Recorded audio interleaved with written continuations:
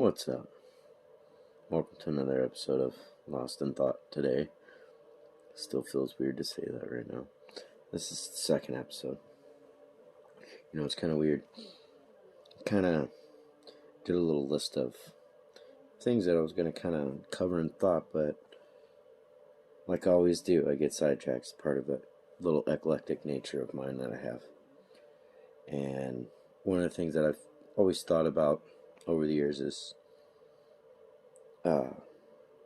currency and how, I guess you could say, different classes of people use different forms of currency. A lot of it, by majority falls back to whether it's the dollar or that type of thing. But when you start thinking about, the different, what do you call it? You know how you've got what they want to say in the economic aspect of things, I guess you could say, is you got lower class, middle class, upper class. Well, then you've got the elites, which are kind of just in their own realm. Well, those three classes, though, those three dominating classes, are made up of a handful of various, what we would call collar jobs. And, ranging from, I guess you could say, in the historically black collar jobs up to what would be white collar, but now we've got gold collar jobs. I feel like black collar jobs are being mislabeled these, in essence, because it's kind of being taken over by kind of the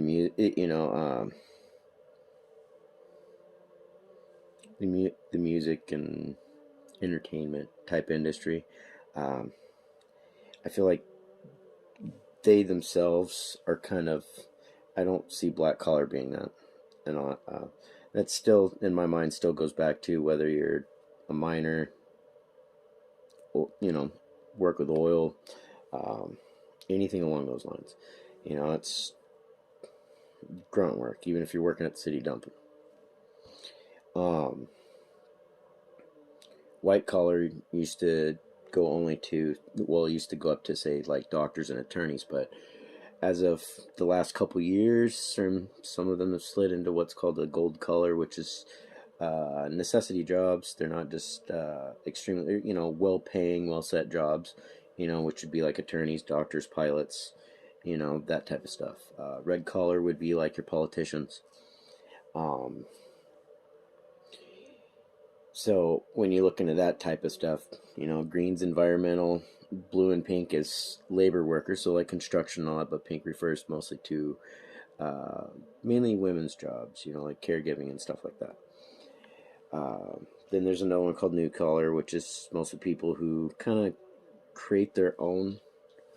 A lot of people who went to trade school, community colleges, that type of stuff, and kind of created their own path. They didn't do things traditionally or fall into a certain set. They just kind of made themselves, in essence. Where the entertainment industry, when it comes to, your athletes, movie stars, musicians, producers, that spectrum of people, these are people who, you got a lot of them that don't make a lot of money, but when they really get there, when it's a career, you're looking at let's say you're, I'm not going to throw out names of actors or anything like that, but, depending on your level of success in that industry, because, you see got people even on YouTube who are making millions and have never had a contract and done all that stuff like the typical other person, typical musicians that you hear on the radio or even actors that you see in movies.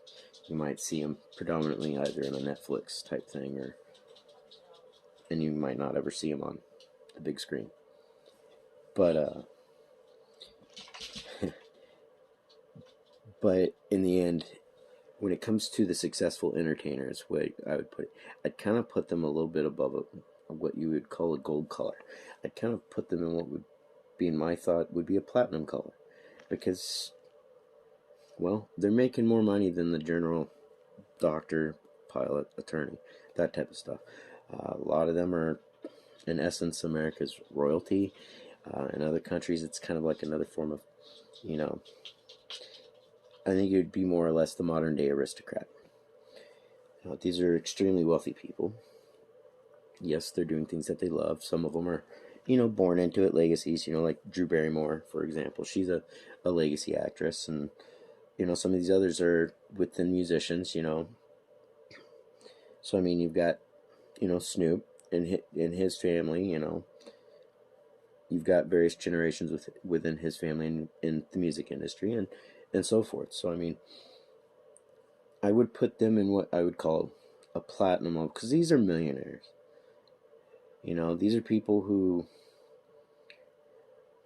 are not out there working and they're working. I'm not trying to take away from the effort that they do, because they do a lot of work. But see, a black collar job, for example, was representative of people who naturally they're close to black, like coal miner jobs, oil workers, that type of stuff. I don't see that with the music industry. These people are very clean, very well mannered, all that stuff. I put them up in a platinum. They're above that aspect because they're making some serious money. They worked hard for that, but the work is a little different, and the pay is obviously different. So I'd put them in what I would call a platinum color. And see, before I get too far off, I'm just kind of covering these classes because what I'm covering is not necessarily just forms of currency, but something that I've been thinking about, which is a form of currency, but I don't think most people even consider it. But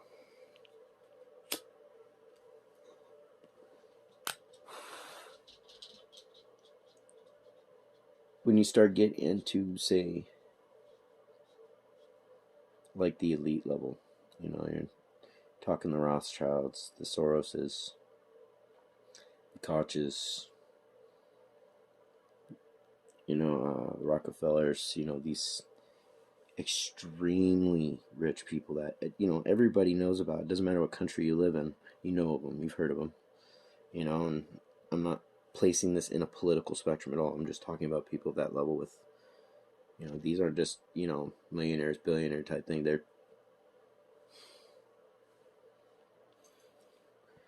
I kind of place them in what I would call like the diamond color. And it's not even a worker, really. They just kind of own everything. This even goes into, like, say, Middle Eastern princes, or, some of these other, where royalty that is in existence that actually, is in that range, of them. But going from that, when you start looking at the spectrum of what you would call the color worker,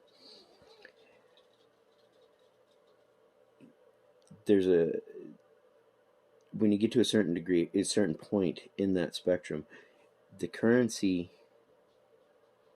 I guess in essence, worked for or earned is different, and what's maintained is different. So when you go from what I would consider generally a black collar job all the way up to, say, a white or even gold collar job, and we're gonna skip the red collar because those are politicians. A lot of those people had worked hard to gain a specific kind of currency, like that we all recognize, and that's usually money. Whether it's the dollar, the British pound, etc. It's money, coin, that type of stuff. Then when you start getting into the upper levels of that, when you start hitting, well, when you get into gold color, because I'd say white colors where that'd be almost where it's, that white gold, because when you get into that gold color range, you're right on that borderline where you're not necessarily Your currency isn't necessarily cash anymore. It's either credit or, hell, even physical money or anything like that when it comes to, you know, owning commodities or those types of things. Whether you're owning stocks and you're starting to own bonds, you might own properties. You're right in that beginning part. You're still working, and you're working, earning that money, like everybody else is, but that money is transforming into something different. Where most people below that, they make their money, and that in general turns into paying a bill, and it just circulates. There's a thing that I heard some time ago where the 80-20 rule, 80% of the world's population has 20% of the world's money, while 20% of the world has 80%. 20% of the world's population has 80% of the world's money. I would say, with what I'm about to say, explain in this, I'd say it's correct, but I'd say it's 80% of the world has 20% of the money. About, let's say, 18-19% owns the other 80% of the money. Because that little itty bitty 1% or less, their money's different from ours. Just like that other grouping. So for the average person, their currency is generally some form of dollar or coin. Even in barter system, it's usually something of value, a physical item at times there. But in general, when it comes to currency, what we think of as, what's, monetary value that's exchanged in a general sense. For the common person, it's, like I said, it's what we all recognize. Whether it's a dollar, a pound, a ruble, whatever country you're in, whatever that currency that you predominantly use, that's your money type thing. That's what currency you utilize. When you start getting up at, like I said, up into the white and gold, that top notch area right in there, your currency's starting to turn more towards credit and physical asset. When you get into what I call the platinum collar, these are the entertainers of the world, the whether you're a movie star, musician, producer, etc. Their currency is more or less a social currency. As long as they maintain kind of a popular, type thing amongst people and always keeping that in the limelight, that's their currency. That's how basically what they use to make money. Because a lot of them, they have places that just kind of will give them things. Here's a free Louis Vuitton purse. Just all you have to do is walk around with it as an advertisement so other people see it, type thing. So you see that, and then at the same time, they still start opening businesses. They start doing the same thing that everybody down in the lower, what you would call lower collar jobs, I guess. They still take part in that. They might own businesses in that. They might be environmental activists, which is a green collar worker. They might, on the side, go, say, go to some less fortunate country to go help people medically or educate them, those type of things. So they still do these other things. They're a spectrum type thing. I'd almost say they would be the diamond collar folks, but they're almost there. Their currency, like I said, though, it's different from ours because theirs is an exchange mostly by, in essence, popularity. They still get paid some form of currency or money, whether it's digital, automatic deposit in their account, blah blah blah, a physical check. They utilize cash like anybody else because that's the currency that we exchange with here in what you'd call the 80% realm, where currency used within their world is a different form. It's a popularity type thing. When you start getting up into, well, let's stick with them for a second again. Because like I said, they'll own commodities, stocks, businesses. They'll have those forms of currencies that they can use. They have physical assets. They have digital assets. They have all this stuff going for them. That's their currency. So they don't always need a dollar to pay for something.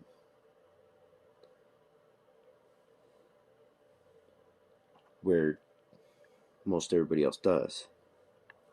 Now, when you start getting up into the upper areas, well, you start getting to the politicians. I can't really say that they're above necessarily they're not above platinum collar. They're kind of in that middle realm, but they're on their own. That red collar people, those are your politicians and all that stuff. They're kind of on their own, because for politicians, their currency is your vote. Their currency is control, that type of thing. Not total control, because realistically, politicians are owned by somebody. And that can boil down to what you'd call lobbyists, if you want to put it that way. But those lobbyists are paid by somebody, that type. There's always somebody, whether it's a company or somebody above them, etc. We know how this goes. This kind of goes up. Like they say, follow the money. But not everybody uses the same money we do. So when you get into the politicians, yes, they're just like, say, the platinum collar people and stuff like that. They still need that dollar, or that paper or coin or even digital money to buy the typical things that we do in exchange. But their primary currency is your vote, and for them it's that borderline. I would say, although red collar employees, especially when you get into the upper level, that red collar, they get further more and more separate. They kind of waver, say, in that mid ground of the rest. They're not quite making millions of dollars a year doing that job. They can, because they got side shit going on, endorsements and all that stuff, or speaking, writing books. But they're also kind of in that spectrum with those platinum color people. I mean, they're right outside there. They're that borderline celebrity almost to school teacher.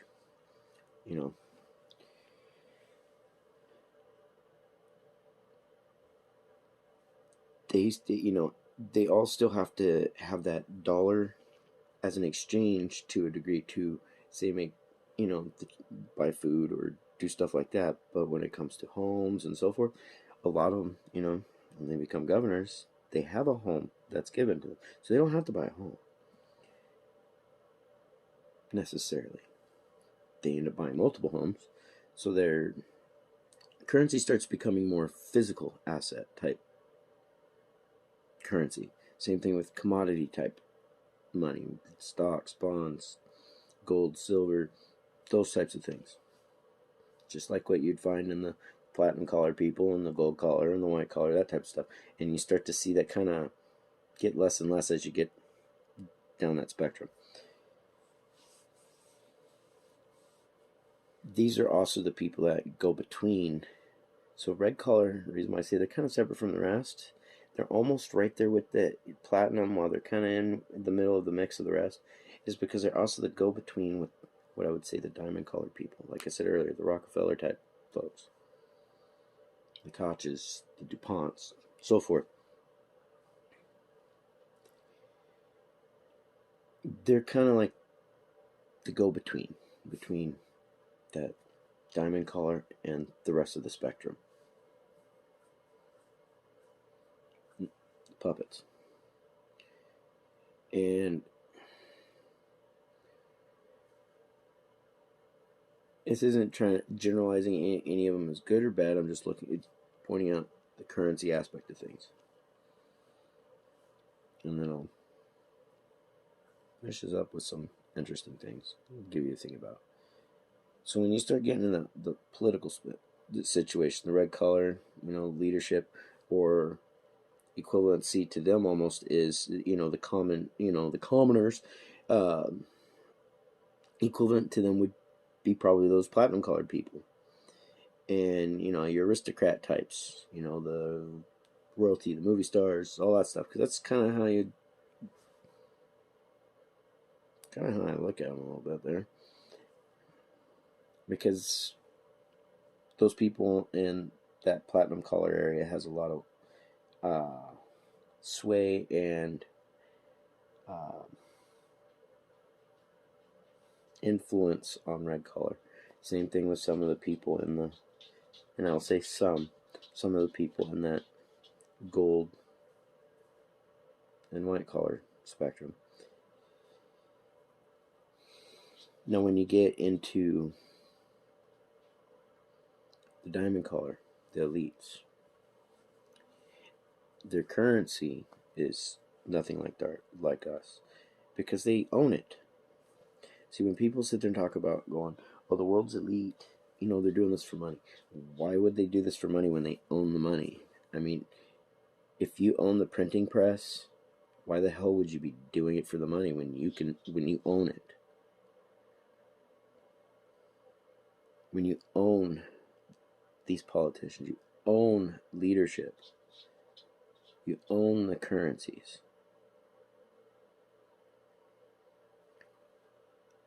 You start getting into those levels of things. Because, when you start looking at, for example, the federal banking system, or the U.S. federal banking system, basically, it's owned by an extremely rich family. It may be run by various types of leadership, but we all know how that started. A lot of people do when you start looking into it who owns that shit.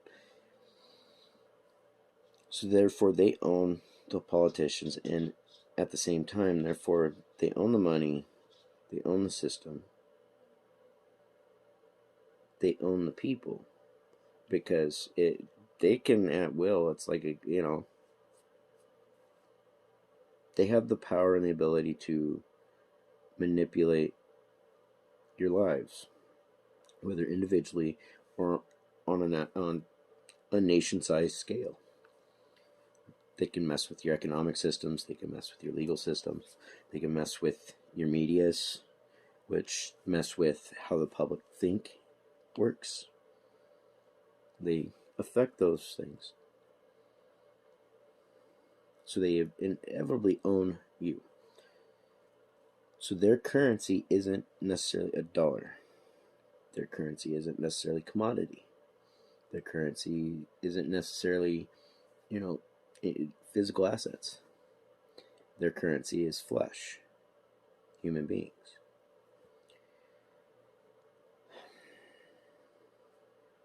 Now, something that everybody, if you're at least high school age or older, you have some idea of what inflation is. When there's too much of something, it loses value. That's at the most simplest way to put it. And so, let's say the more money you print, this is a fact, the more dollars you print and make available, the less that dollar has in buying power. That's inflation. It becomes less valuable because there's so much of it. When it's more finite, it becomes more valuable per se. It's not necessarily because it's backed by oil or at one point silver, gold, and so forth. When you have, as is the modern dollar, is a promissory note, so it's not actually backed by oil necessarily. It's I promise I'll pay you back. So for every dollar you get to pay me back too. Okay, I don't know where you're gonna get that second dollar, no matter what, because you're always gonna be in debt, and it's always gonna get worse. I loan you $1 and you give me $2, and you're getting all the money from me. So I give you $1, you're giving me $2 every time. So for every 2, you've got to give me 4. For every 4, you got to give me 8. Where's it all coming from? Me. That it's kind of a basic aspect of that, and that's what we're dealing with in this type of economic system with a promissory type shit. Debt's always going to be built in and growing. It's always going to. Same with the interest and all that stuff. And interest is kind of a theft thing. Same with some of this other shit that they do. But as I was saying, human beings are a currency for the uber rich, and we're talking the people who don't need money, the people that own it. They're kind of on their own planet. When people speak of the elite, they're thinking, oh, it's anybody who makes like $1 million. No, those guys are still puppets to somebody. If they're not, they still don't. They're not in a position to have that power. where they can manipulate not just specific things, they can manipulate entire economic systems. They can manipulate entire governments. They can manipulate entire countries. They can sway things to happen. And see, when you've got too much money, whether it's a physical, like dollars and coins, a digital, even in crypto, when you've got a whole shit ton of it, it doesn't have as much value as when there's less of it. And so, to spring back that inflation and to regain that value, what do you got to do with it? You've got to kind of destroy it. You got to burn, like someone talk about where SHIB's concerned. If you burn off your coins, it'll gain more value type thing. That's the same thing with a dollar and anything else. If you basically end up destroying a large amount of it, it starts to regain value because there's not as much. It starts to become finite, becomes more valuable. That's the same thing with any physical commodity like oil, gold, silver, etc. The less there is available, the more valuable it becomes. It's not just supply and demand, because yes, that does affect value of a lot of shit too, but when something becomes finite, it becomes extremely valuable. It's like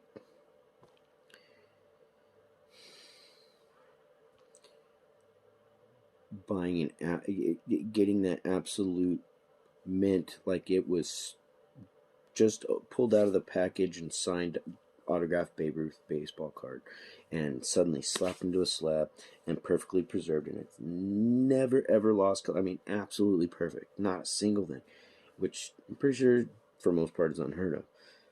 That is going to become unbelievable. That's going to be unbelievably more valuable compared to the other cards of the same thing. You look into in a collector's mind frame. The less of something there is, the more value it becomes, and the lower the number in that scenario, the more value that is. Kind of translate, same thing with money. Now remember, as I said, depending on the spectrum that you're either in that 80% that has only 20% of the world's money, which is predominantly just going to be the dollar bill, coin, all that type of stuff. You're not really going to have much of a lot of other things. You might have collectibles, you might have some random things like that, but most don't generally have stocks and bonds and all this other stuff going on. They might have grandma's gold ring, but you own gold, but it's a commodity, but it's not necessarily going to be $1 million right there. It's not going to put you in position of royalty, I guess you could say. So when you get into that, like I said, the 18-19% that holds the other 80% of the money, they've got a lot of power going to them and going for them. They have a lot of control and a lot of sway. But it's that 1 to 2% who don't need the money, they own the money. It's the human beings that is the currency. So like I was talking about before, how do you regain value in currency?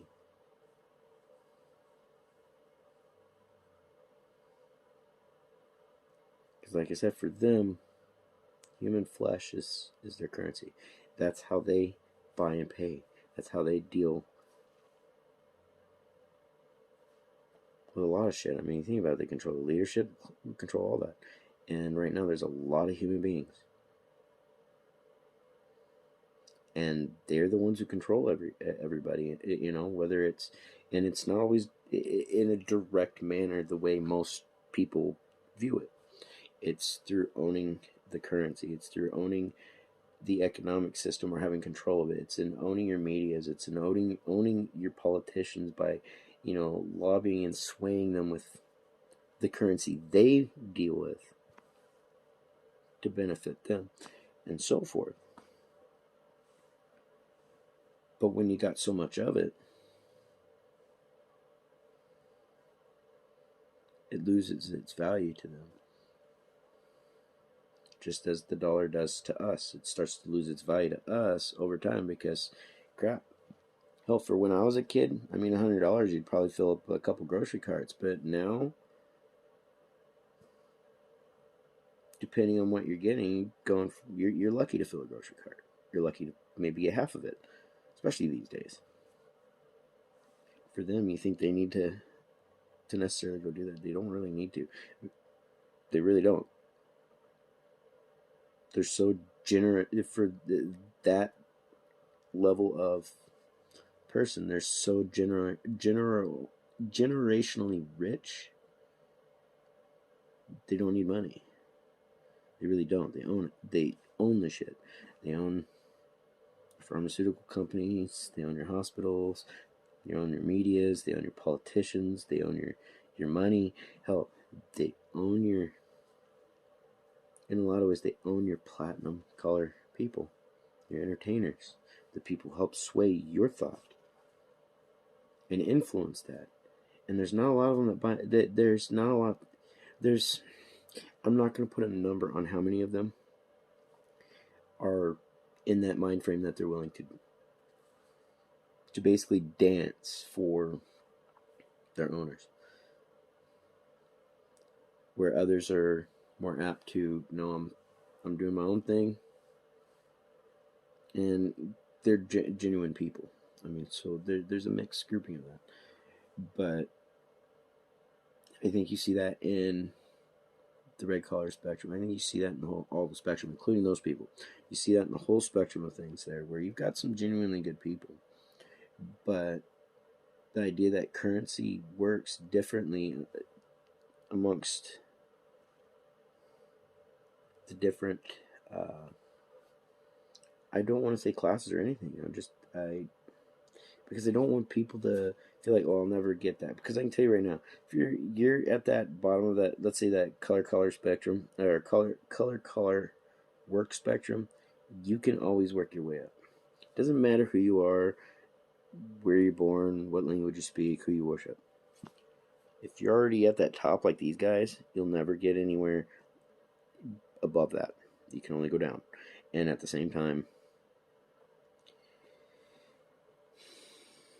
I think people have to truly question how much control do they really want over other people's lives. They don't want people controlling their own life. If they don't want total strangers to dictate their individual lives. But this is more of a thought on currency and how different classes. I just hate using that word classes, but I guess I'm gonna roll with it. How different classes of people, they function on different currencies. They live off of different currencies, and depending where you're at in that spectrum, your currency may be completely different from the majorities.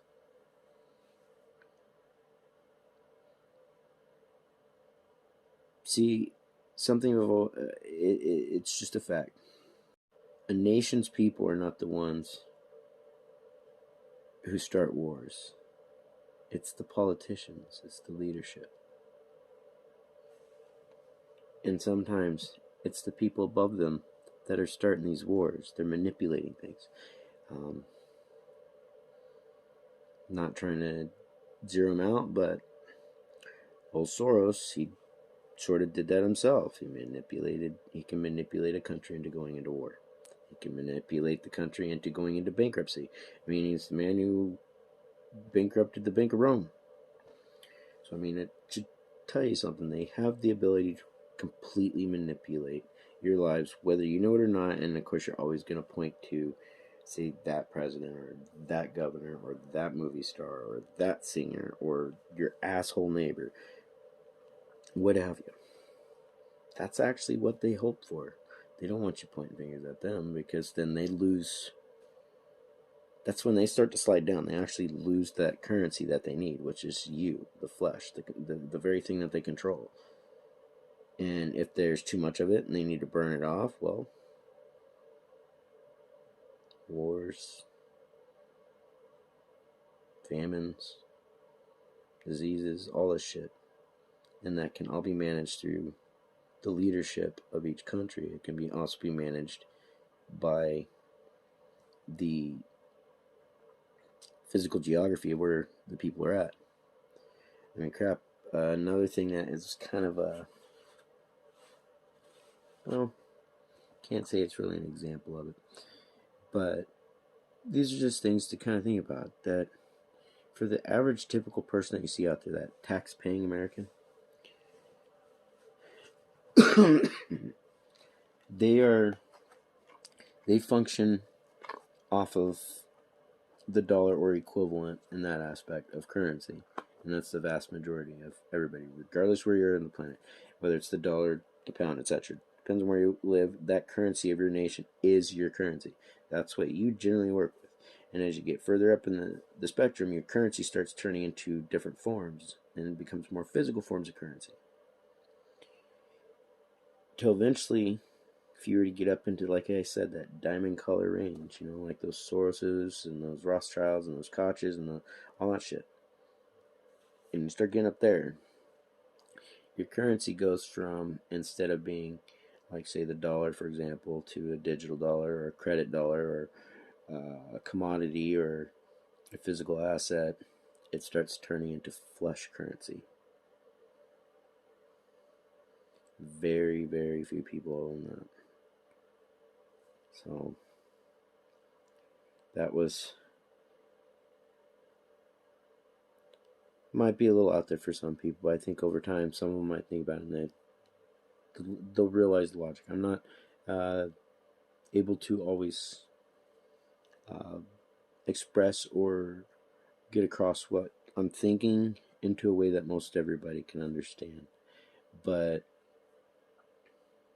I hope you enjoyed this. If you like this, don't forget to give this a like and a subscribe, and I hope to catch you guys next time. Late. Little addition. I have to add this in because something kind of hit me a little bit after, because I want to kind of clarify the thought a little bit, or to help clarify the message a little bit too, I guess, with the currency. When you have people in the elite level, like I've been speaking about, how their currencies are different, you'll find in that grouping of people, they consider themselves or liken themselves to that of a god. It'd be like pharaohs in Egypt, or kings in some places, or hell, even the Pope.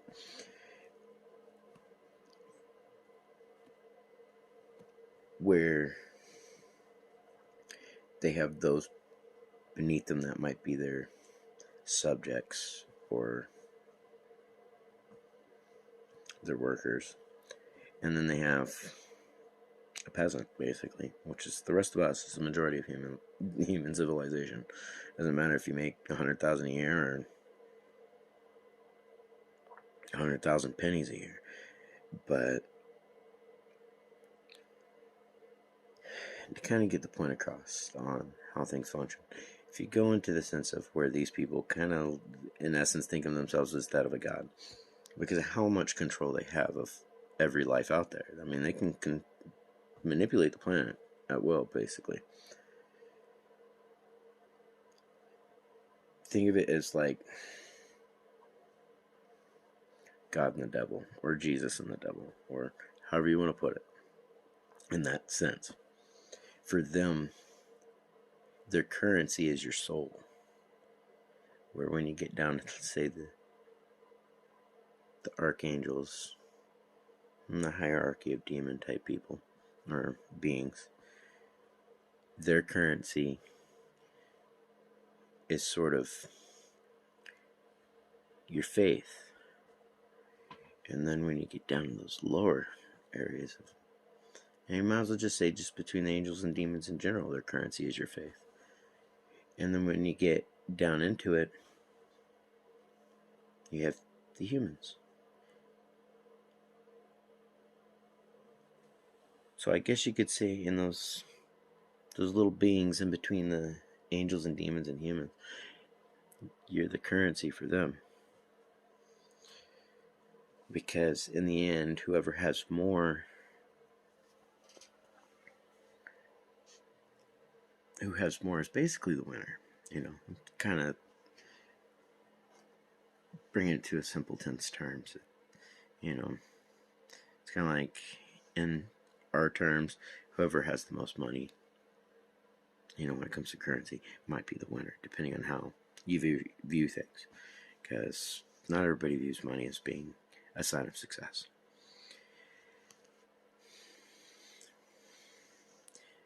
Or when you get to the opposite end of the living spectrum of humans, where you're getting up into those elites, human flesh is the currency. If you're looking at it in the spiritual equivalency, that's like God and the devil in your soul. Their currency is going to be different than ours. So I just wanted to add that in there. I hope you enjoyed this. Don't forget to give this a like, maybe give it a subscribe. And I know this isn't any better of a setup going on right now. Slowly working on that. And I'm hoping to try my best to at least have a worthwhile vid for you. I know I keep you guys, if most of you make it through this, I'm surprised if you make it through at this point, probably the 40 minutes. I don't intentionally try to do that. Those of you who might have followed me on my other channel, my personal channel, vlog channel, or whatever you want to call it, they know I ramble. So yeah, hope you have a good day. Don't forget to give this a like and a subscribe if you can, and hopefully I'll see you guys next time, and try and make it shorter than this time.